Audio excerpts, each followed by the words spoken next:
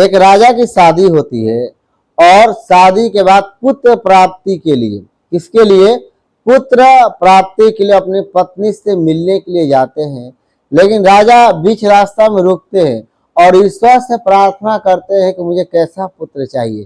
और क्या प्रार्थना करते हैं? श्लोक में आपको सुना रहा हूं कि वरम बंध्या भार्या वरमपि च नैवाभिगमनम् वरम गर्भस्रावो वरमपि च गर्भेषु वसतिः वरम जातः प्रेतो वरमपि च कन्यैव जनिता न च विद्वान् रूपा द्रविण गुणो इक्तोऽपि तनयः द्रविण गुणो इक्तोऽपि तनयः।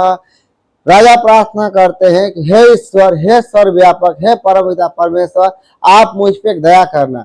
मुझे मेरी पत्नी जिंदगी भर संतान न उत्पन्न कर सके, जिंदगी भर बंध्या रहे, संतानहीन रहे, और ऐसा संभव नहीं है। ईश्वर आप एक थोड़ा सा उपकार करना मेरे ऊपर, ऐसा कुछ विघ्न उत्पन्न कर दो, मैं और मेरी पत्नी आपस में जिंदगी भर न मिल सके। अगर ऐसा नहीं है ईश्वर, तो आप छोटा सा कृपा करना, या मेरा लड़का गर्भ में ही सड़ जाए, मर जाए, यह अच्छा रहेगा। गर्भस्राव हो जाए, गर्भपात हो जाए, ये भी अच्छा रहेगा।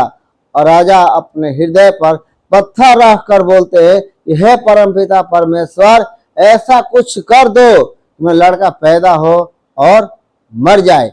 यह राजा कैसा प्रार्थना करते हैं, लगता है कि राजा पागल हो गए। लेकिन राजा अगली पंक्ति में क्या कहना चाहते हैं आपको अब समझ में आएगा। बोलते हैं न च विद्वान, हे ईश्वर मुझे मूर्ख पुत्र मुझे मत देना, मुझे अविद्वान पुत्र मुझे मत देना, मुझे कुल को नाश करने वाला पुत्र मुझे मत देना, कुल को कलंकित करने वाला मुझे पुत्र मत देना, मुझे नशेड़ी पुत्र मुझे मत देना, मुझे गांजा पीने वाला पुत्र मुझे मत देना। ऐसा कोई भी काम ना करे जिसे कुल को कलंकित कर दे।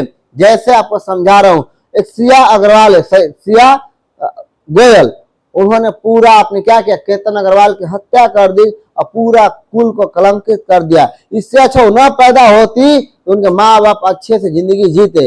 अच्छा, सिया अग्रवाल के पैदा होने से, सिया गोयल के पैदा होने से माँ बाप दुखी हो गए। इससे अच्छा है ये सिया गोयल पैदा ही नहीं होती। सोचो, केतन अग्रवाल के माँ बाप तो दुखी जरूर हैं, लेकिन सिया अग्रवाल के माँ बाप भी, सिया गोयल के माँ बाप भी दुखी है, क्योंकि उनके 20 साल की लड़की जेल में रहेगी, जिंदगी फांसी भी हो सकती है, पूरा उनका व्यापार ठप हो गया, उनके आज उनके पीछे मीडिया पड़ी हुई है, वह मुंह उठा के कहीं चल भी नहीं सकते। ऐसी पुत्री होने से क्या फायदा है? कोई फायदा है तो बताइए। और ऐसे जो चेतन चौधरी जो उसका साथ दिया, उसका ही व्यापार बंद हो गया, वो दोनों जेल में है। इससे अच्छा कि दोनों पैदा ही नहीं होते। अगर माँ बाप का पता होता कि दोनों पैदा होकर ऐसे गलत कार्य करते, तो माँ बाप यही प्रार्थना करते ईश्वर से, ये ईश्वर ऐसा मुझे पुत्र मत देना। पुत्र वो होता है जो प्रकाश करे घरों में, माँ बाप का नाम रोशन करे। जैसे एपीजे अब्दुल कलाम, उन्होंने पूरा माँ बाप का नाम रोशन कर दिया। ऐसे कई सारे एग्जाम्पल है। मास्टर दयानंद सरस्वती जी, भगवान राम अपने पूरा मर्यादा कुल को पूरा प्रकाश कर दिया जग में, और उन्होंने, सभी लोग जानते हैं कि राम का पिता कौन है, दशरथ।